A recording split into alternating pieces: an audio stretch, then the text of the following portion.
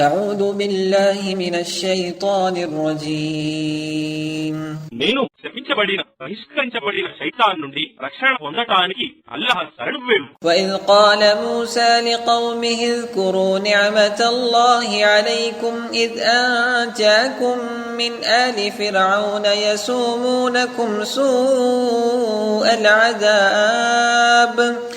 يسومونكم سوء العذاب ويذبحون أبناءكم ويستحيون نساءكم وفي ذلكم بلاء من ربكم عظيم. మూసా తన జాతి వారితో ఇలా అన్నాడు, అల్లాహ్ మీకు చేసిన అనుగ్రహాలను జ్ఞాపకం చేసుకోండి.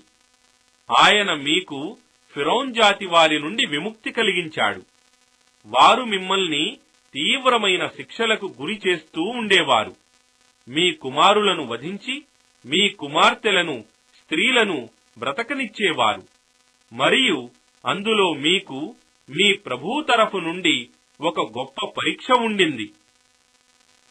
وَإِذْ تَأَذَّنَ رَبُّكُمْ لَئِن شَكَرْتُمْ لَأَزِيدَنَّكُمْ وَلَئِن كَفَرْتُمْ إِنَّ عَذَابِي لَشَدِيدٌ.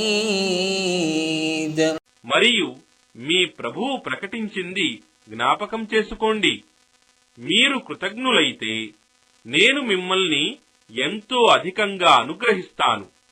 కాని ఒకవేళ మీరు కృతజ్ఞులైతే నిశ్చయంగా నా శిక్ష ఎంతో కఠినమైనది. وقال موسى إن تكفروا أنتم ومن في الأرض جميعا فإن الله لغني حميد. మరియు మూసా ఇలా అన్నాడు, ఒకవేళ మీరు మరియు భూమిలోనున్న వారందరూ సత్య తిరస్కారానికి పాల్పడితే తెలుసుకోండి, నిశ్చయంగా అల్లాహ్ స్వయం సమృద్ధుడు, సర్వ స్తోత్రాలకు అర్హుడు.